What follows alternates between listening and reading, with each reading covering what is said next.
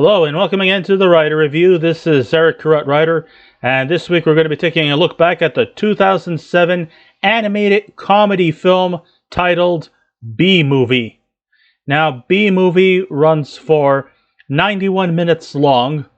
It is directed by Simon J. Smith and Steve Hickner.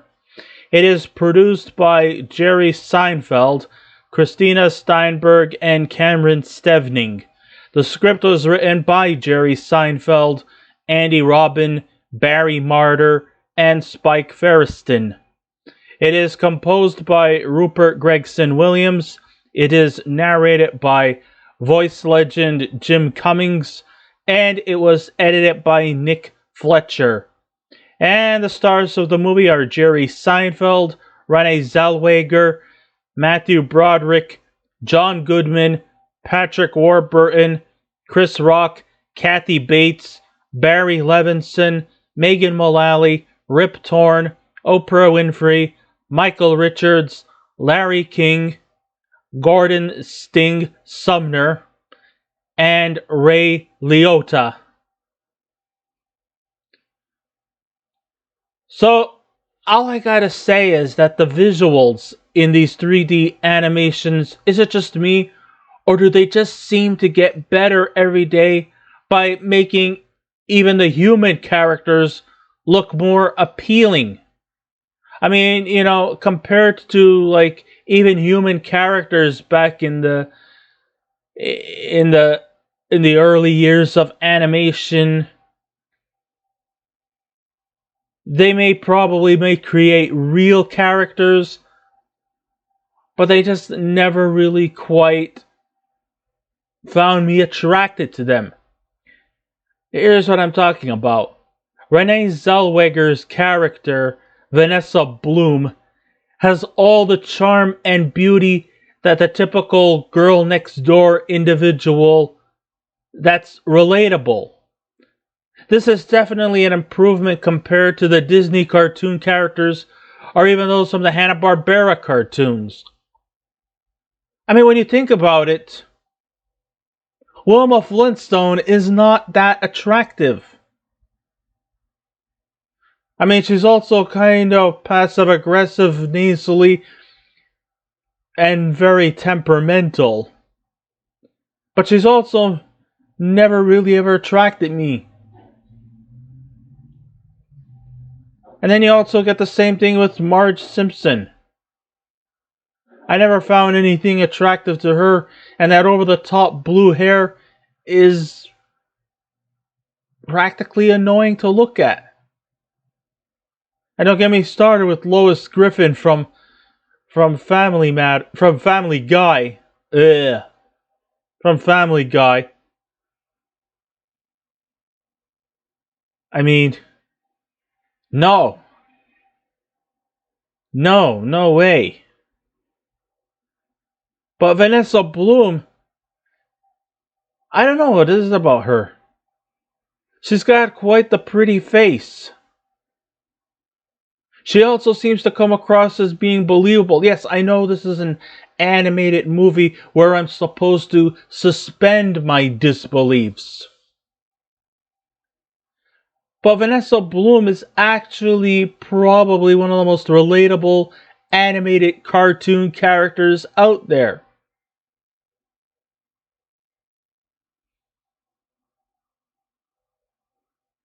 And practically I found her to be quite attractive. Both her inner beauty and her outer beauty.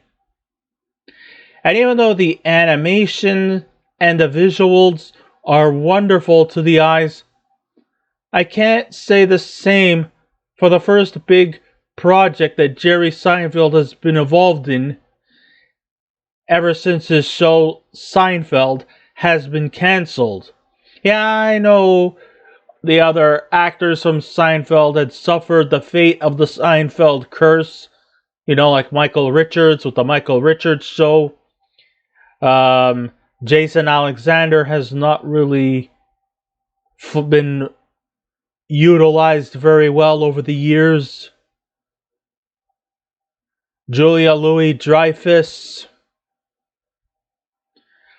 I guess she's had some level of success, like The New Adventures of Old Christine. I think that's the name of the show she was starring in. That had a bit of a lengthy run.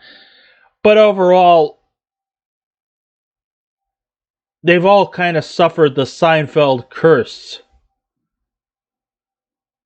which is no fault of their own. I mean, Seinfeld was a big, successful running show that lasted from 1989 to 1998.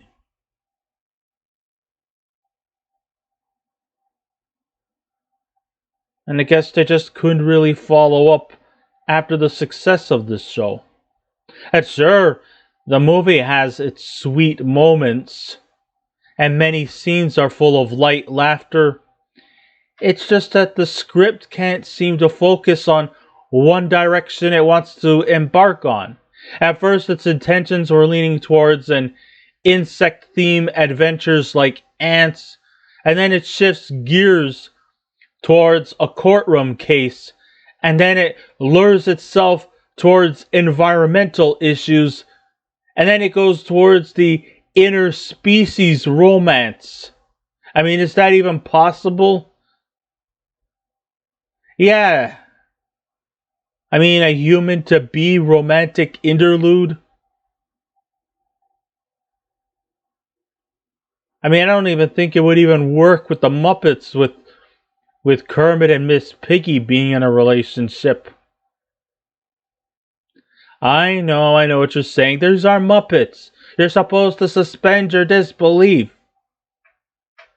But even suspending my disbeliefs and just letting the imagination go through, it's still not conventionally possible. I mean, if anything, Kermit and Piggy could still be friends, maybe on a platonic level, but not necessarily as lovers. I just don't think it will work.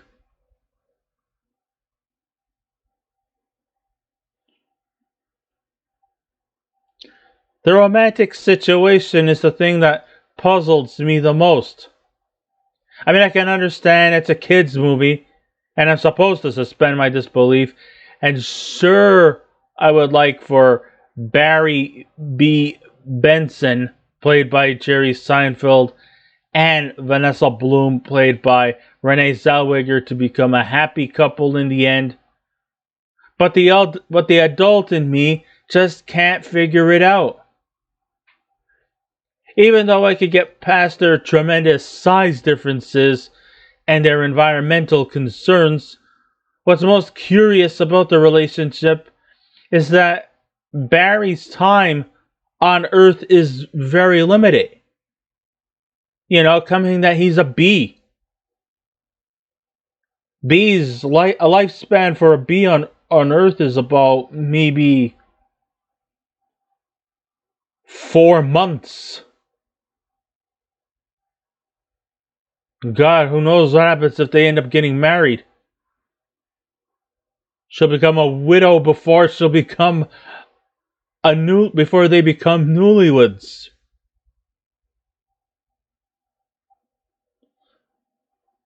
I know I'm just saying that because I'm not saying that to sound cruel, but it's just not possible. We're not made and programmed to have a relationship or a romance outside of our species. I mean, we could go outside our culture, we could go outside our race, but we can't go outside our species. That's just not possible. It's the same as a fish and a grasshopper, a crocodile and a gnu, a pig and a frog there. Going back to old Kermit and Piggy again.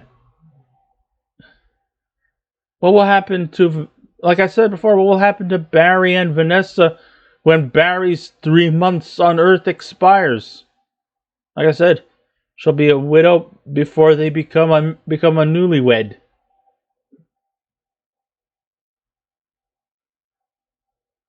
What if they have children? What are they going to turn out? How are they going to turn out?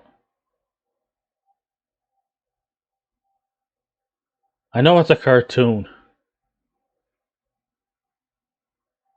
But even sometimes logic needs to be injected into the narrative. What's especially taxing is that the plot seems to go on this formulaic road as Barry B. Benson, who is fresh out of college, but he doesn't want to follow the tradition like the other bees by making honey. So he leaves the hive and wanders off in New York City. Now listen to me here, all you entomology geniuses who have got their PhDs in the study of insects and all that. I know what you're all thinking. That's not possible because male bees don't make honey. It's only the females. And it's only females that ever leave the hive. The workers. They're the only ones who leave the hive. And the workers are all female. Hell, even drones, which Barry B. Benson is clearly, they don't even have stingers. So we don't have fun. So we males don't even have fun stinging people. But then again, neither do the workers. Because, if a worker stings you, then she's going to likely die. It's just like a human being when they have an ulcer.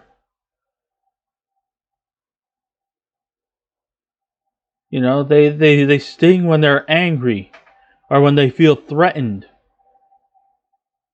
They suffer an anxiety attack, they sting you, and then they die.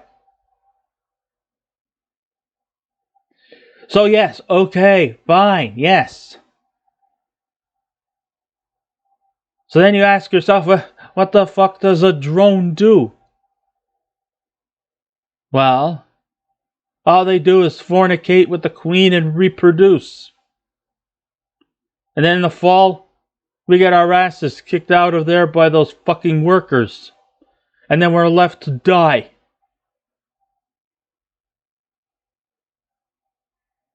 And they say the world is sexist against men.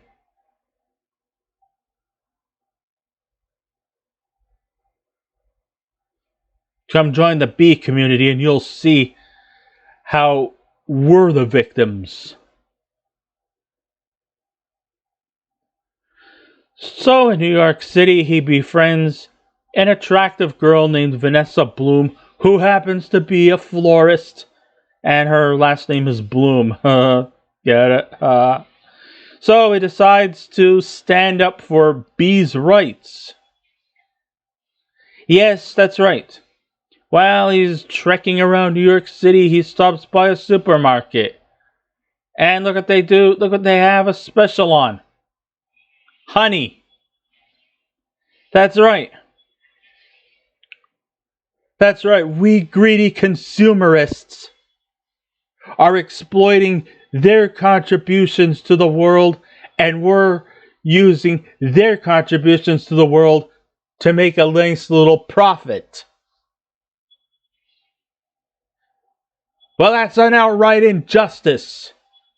Especially to those bees who work their asses off day and night, and we profit off of them. That's not right. That's despicable, that's disheartening, and disrespectful. If I already said that one already.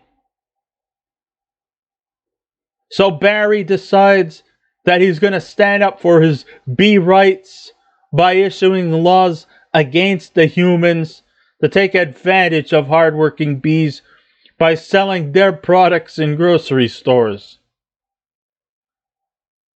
Oh, and guess what? The bees win.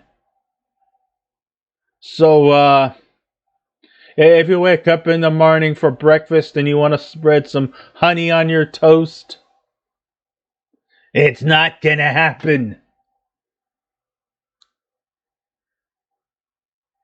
Oh, and you want to, how sometimes some shampoos are made from honey products? Keep scratching your heads. It's not gonna happen.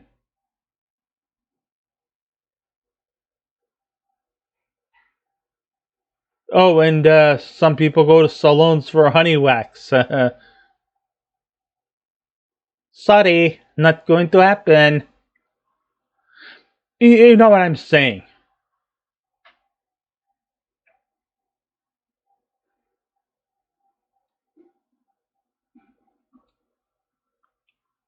But then in the end, they realized that even though they may have won the battle in the court, to be honest with you, they didn't realize that they may have won the battle, but they lost the war. You see, even though maybe it's not right for humans to use their hard-working, dedicated contributions to make honey and to sell them for products, consumerism, they also realized that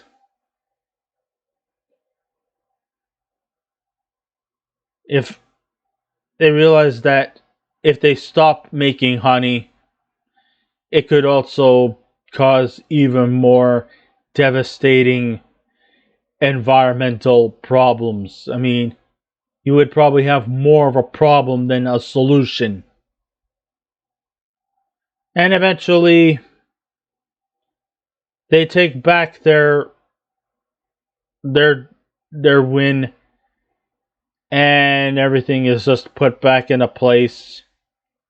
Sure, we're still selling their products off of their hard work, but I believe the lawyer who's supposed to kind of play the villain in this character, in this role, voiced by John Goodman, I don't know what the name of the lawyer is.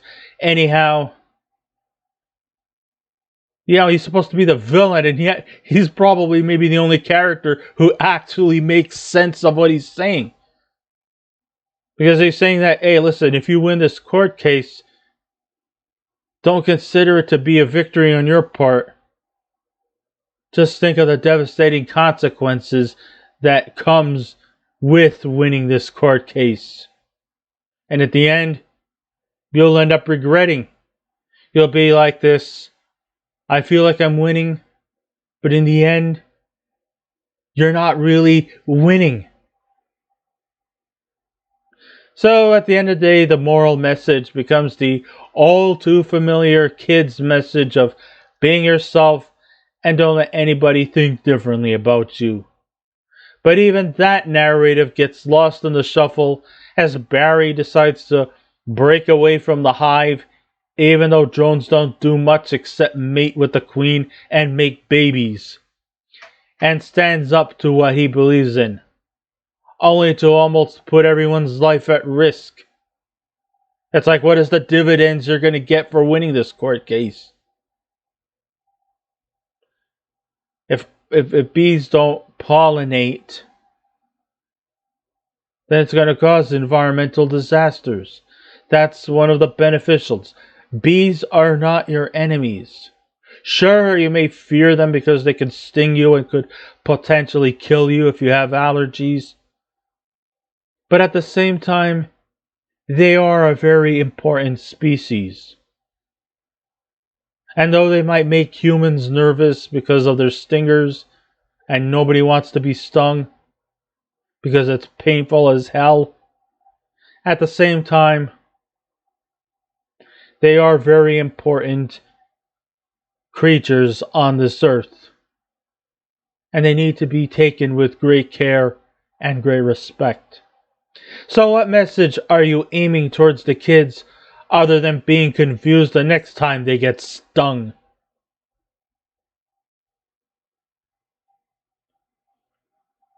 But still, the movie manages, like I said, to have its moments of laughs. Most of the laughs are from the courtroom scenes that take digs at former police frontmen who, what do you know, he goes by the name Sting, even though his real name is Gordon Sumner, and I mean Sting as in the musician Sting, not the face painted wrestler Sting. I'm talking Gordon Sumner, not Steve Borden, who also goes by the name of Sting. And also another cameo appearance is from Ray Liotta, who kind of like compliments his Goodfellas character Henry Hill as he tries to take out Barry by attempting to squash him with his Emmy that he won for his guest role on ER. ER? Hey, ER? Where's the IC? You can't have Eric without something IC. I'm just joking. I used to do that a lot when that show used to come on. I know, it stands for emergency room. But when they say ER, IC, you can't have the without the ick.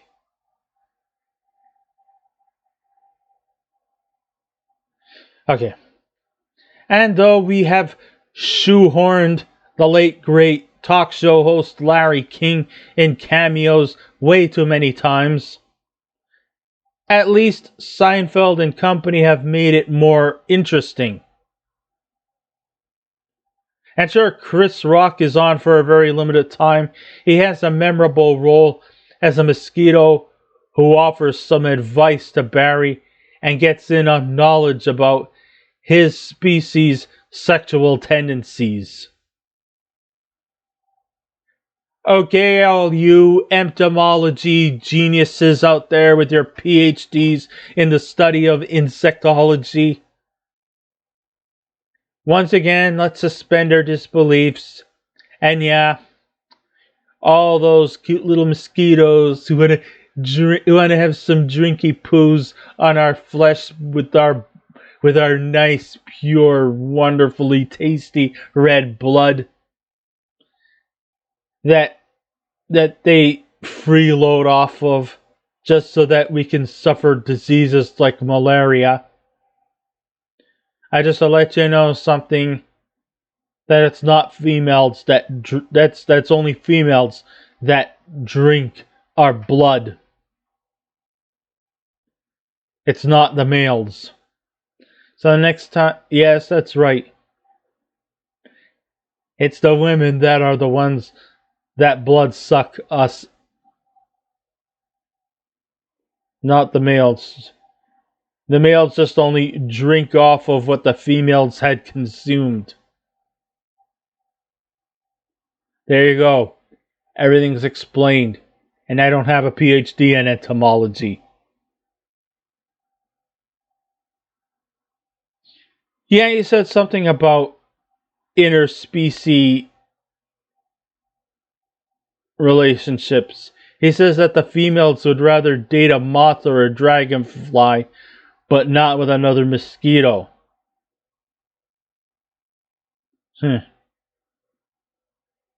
Interesting. But it's still a memorable performance by Chris Rock. I can't speak today. I don't know why. It should be noted that B Movie is a PG film. And there are a few things that parents will likely discuss to their kids on their way home. The notion that Barry and Vanessa planning a suicide mission is quite disturbing, though. It is. Even I have to admit, for a kids' movie, that wasn't too kiddie-like. But other than that, most of the films are definitely played for laughs, and rest assured, there's nothing that's too intense or scary. Even the villain in the story, John Goodman as Leighton T. Montgomery, he's not a completely scary guy. In fact, like I said before, he's probably maybe the only character in this movie who actually seems to know what he's talking about.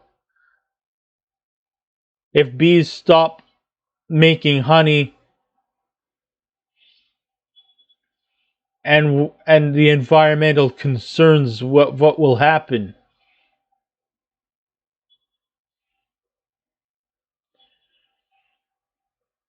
Which is true. He's not lying. And like I said, he's not exactly a scary guy. He's a little awkward. He might be a little aggressive. But then again, what do you expect? He's an attorney. He's a lawyer. He wants to win a case. And whether you want to admit it or not, lawyers who are against you, well, of course they're going to be aggressive. You have to be. You can't be just some wishy-washy pussy. No. You're doing a job. You want to win a case. So that, like other people will depend on you and rely on you for future case trials.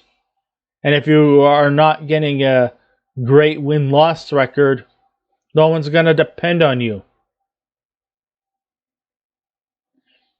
So even though after Seinfeld ended its course in 1998, we could see Jerry Seinfeld's talent coming around again. But still, he can be a bit rusty at times. Maybe it's because, he's kind of pretty much a PG-13, maybe even R-rated type of comedian. And he kind of has to kind of play it safe because kids are going to go see this film. So he has to kind of bring it down a notch. Like I said, it might be because his long-running sitcom was hip and cool with material that adults could understand. The dialogue featured here can be corny due to the amount of bee-themed jokes that tend to be quite jarring at times. Get it? Honey? Jar? I'm gonna stop. And sure, just like his character Barry, Seinfeld wanted to venture into new territory, which is admirable to say the least. Sadly, they just don't seem to be at the same level in comparison to the material he's comfortable with. And though I'll give credit to him for putting in a solid effort, and there are moments of comedy gold, get it, honey, gold, golden honey, there are only there's just way too many bee-themed jokes that are just way too much overkill, and some of the moments in this film are few and far between. So, when all is said and done, if I was to give this movie a scale out of 10, I would have to give B Movie a 6 out of 10. There you go. It's not so much of a heavy-handed stinger. And I'm sure that this movie didn't fully earn its stripes. Get it? B's stripes. Okay. So I guess this ends my writer review. Thank you all for listening in. If you wish to subscribe to my YouTube channel, please feel free to do so. If you wish to leave a comment, go right ahead. Just remember the 3 simple rules. Be kind, be courteous, and please don't be rude. And now we'll be back again with another movie review. So until next time, this is Eric Writer saying, keep watching those movies, and I'll see you around. Goodbye.